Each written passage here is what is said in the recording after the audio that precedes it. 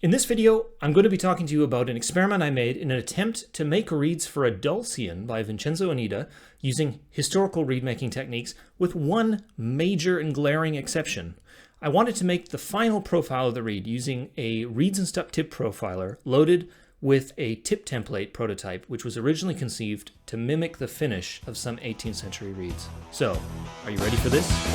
It's morphin' time! Brontosaurus!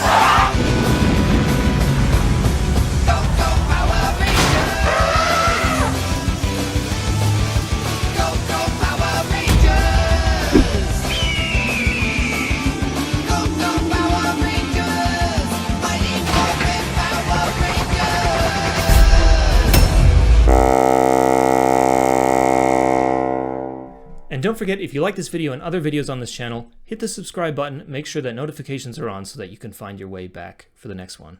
Now, I realize this is a pretty nerdy episode, so some of you guys are like, Red alert. Could be interesting for you. Let's get straight into it. This tip template marked AG was an earlier template experiment by Lorenzo Masala and others to mimic the finish of some 18th century bassoon reeds. You can tell this is an earlier template because of the curvature of a bassoon reed being built into the back of the template. Because the back half of the template takes this shape, I can only safely use the first 11 millimeters or so to set the tip without damaging the reed on the side edges, given the large tulip shape of the Dulcian reed. This was inevitably going to mean that some handwork to finish behind the 11 millimeter mark was needed. I'm going to level with you here. I don't play pro on inside scrape reeds. I've made some really decent practice reeds. I've made at least 40, maybe 50 reeds using the treatises of Jennifer Harris, Leslie Ross, Jim Kopp, Franz Josef Fröhlich, and Etienne Auzy as guides, but I just can't get the final result to my taste when it comes to playability, intonation, and or sound production. I've also looked at a number of original reeds in private collections. I have a small collection of modern reeds used by pros made in this way, and I've consulted pretty much all of the literature out there on this topic, or at least all of which exists in English. So Griswold and Paul Weait are the two authors which immediately come to mind.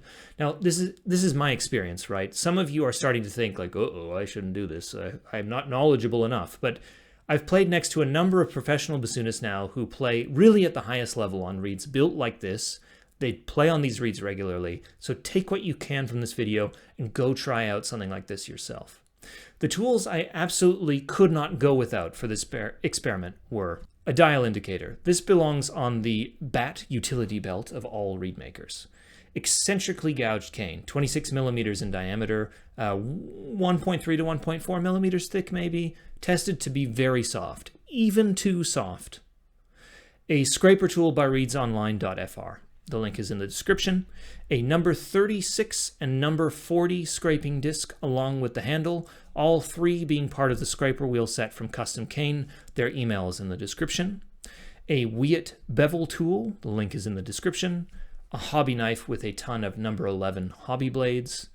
0.7 millimeter wire or 21 gauge wire.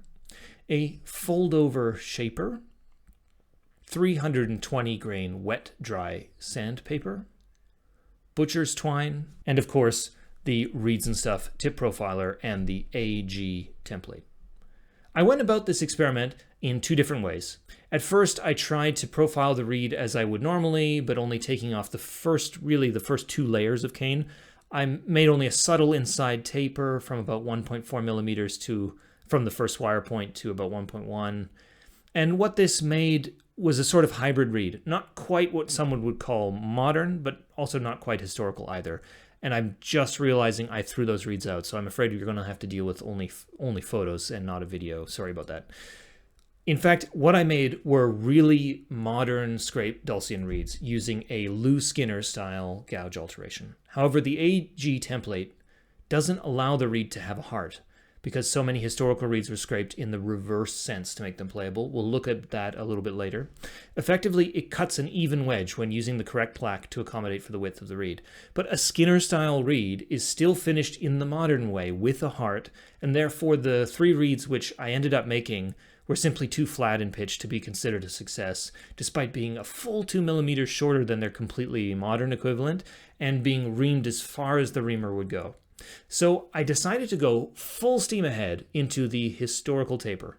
I should say there are a small handful of bassoonists who disagree with the method that I'm going to be describing. They believe that the sources have been read incorrectly, and that instead of making a taper inside the gouge, we should be instead gouging cane in a parallel fashion as thin as possible along the center line between the first wire positions. Again, a small handful of bassoonists here among a still slightly larger handful of bassoonists who do historical reed making. So what did I do? First off, I marked the inside of the gouge with a pencil, the first wire points, then the center point.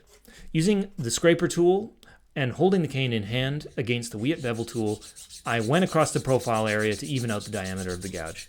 At a certain point, when I felt that this area was roughly even, I began to apply pressure and take quite a bit of cane away along the whole area. I used the pencil markings to judge how much cane I was taking away.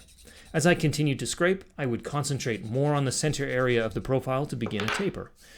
You can, of course, be more anal, let's say, about it and use measurements to guide the taper. I was trying to create less hard steps in my process, so this is why I was rather laissez-faire. After the cane at the center of the fold was about 1.1 millimeters thick, I switched to the number 36 scraping disc and repeated the process. By this point, it felt like the 36 disc was taking more cane away from the side edges of the gouge. Once the center point of the cane had reached 0.8 millimeters, I switched to the number 40 scraping disc so that I could thin out the side edges of the gouge only. Once the side edges at the center of the cane reached 0.6 millimeters, I sanded the inside of the whole area to smooth out my work. After soaking the cane in warm water for 30 minutes, I shaped the cane, I scored it, I beveled it, and I formed the blank. I am lucky here in that I have a bell profiler which can score the center of the cane so as to fold it easily. I found it very important to measure and score this line in order to get the fold right, since the bark is still on the blade. Once the reed was formed, I tightened the wires and wrapped the reed. Since the cane at the fold was still very thick, I decided to make a pre-profile so as to allow the tip to be cut in my reed guillotine. I made a pilot cut at the point where the blade was to begin along the center line and then followed up with a few more cuts on either side of the center. Most historical reeds share a common V shape, which Paul Weait calls a crescent.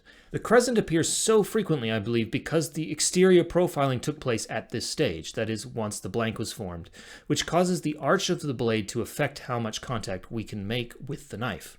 OZ explains that one should hold the reed as if to sharpen it like one does with a quill pen, beginning the profile 5 ling, or roughly 11 millimeters from the first wire. With this general profile completed, I then moved to the tip profiler. In most cases, an indentation along the blade where the profiler began was slightly visible. In the end, I found that the AG template simply evened out the handwork, but it didn't really bring the reed to a finished state. Partly this is related to the angle of attack on the template, which seems to have been done just a little bit too, I think it's too low for this use case. In any case, my most successful reads so far were further tip profiled, but using a modern template, giving the silhouette of the profile a modern thumbnail pattern, though still providing the stereotypical playability of a historical bassoon reed. I should take a moment to say that there are many questions still to be answered about inside scrape reeds. Paul Weait, in his 1988 IDRS journal article titled Early Bassoon Reeds, a survey of some important examples, explains that there are two common exterior profiles in extant reeds, figures 1 and 2, with some others showing a third pattern where a scrape along the dotted line of figure 3 is made in the final scraping process. I have asked a number of experts about their take on these findings, and unfortunately, none have really been able to explain to me whether the difference between the two primary scrapes might simply be a product of the profiling from the exterior only, or whether these profile styles are directly related to the shape of the gouge under the blade of the reed. This isn't really relevant to this video, but it's important to say that there's a lot that we don't still know when it comes to historical reed construction. Furthermore, and finally, what does this all mean when it comes to the sound and response that this inside scrape reed produces? Well, I'm not going to weigh into the sort of discussions that took place in previous decades on aesthetics. I do want to say this. There was a centuries-long period of cooler weather in Europe, known today as the Little Ice Age. A cooler, wetter climate produces softer, less dense cane. When we today make inside scrape reeds like the ancients, we often produce reeds which are extremely bright to the ear, with quite a harsh sound. If you are interested in this process, work with cane which is as soft as you can find. This may mean calling up your local cane producer of choice and asking for scraps, as something which might be considered soft for a modern bassoon player might still be too hard or too dense for this purpose. Working with softer cane will be easier on your hands, as the material will cut and scrape easier, but it will also have an effect on the acoustic qualities of the reed. As someone who performs regularly on the modern style parallel gouged reeds on historical instruments, but who also makes interscrape reeds from time to time, I can tell you that while the stereotype sound and response profiles exist for either style of reed, both are capable of similar results between the two poles on the spectrum. In the end, a successful historical reed comes down to ease of construction, at least in my opinion, playability, and when it comes to sound, taste. So I hope that this video is helpful to you. If you want to see more info on reed making from me, visit the bassoons.ch Facebook page linked below, and you can watch over 30 live streams on reed making topics. And don't forget to please consider supporting my online work by becoming a patron via Patreon or by making an order at bassoons.ch. Thanks for watching, and take it easy. Bye-bye.